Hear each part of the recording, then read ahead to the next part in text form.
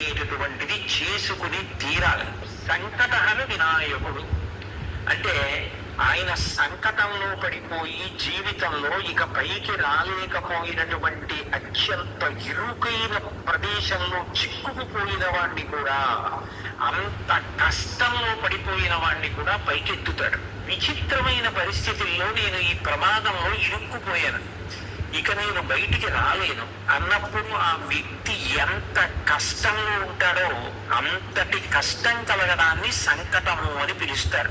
అటువంటి సంకటాన్ని కూడా తీయగలిగిన వాడు ఎవరు అంటే విఘ్నేశ్వరుడు. మీకు ఆశ్చర్యకరమైన విషయం ఏమిటంటే విఘ్నేశ్వరుడు విఘ్నములను పోగొట్టడమే కాదు, విఘ్నములను కల్పిస్తాడు కూడా. కృష్ణ పరమాత్మ అంతటి వాడు భాద్రపద మాసంలో శుక్లపక్షంలో వచ్చేటటువంటి చదివితి నాడు వినాయకుడిని ప్రార్థన చేస్తే ఈ వ్రతాన్ని ఇట్లా చెయ్యమని చెప్పిన వాడు విఘ్నేశ్వరుడే.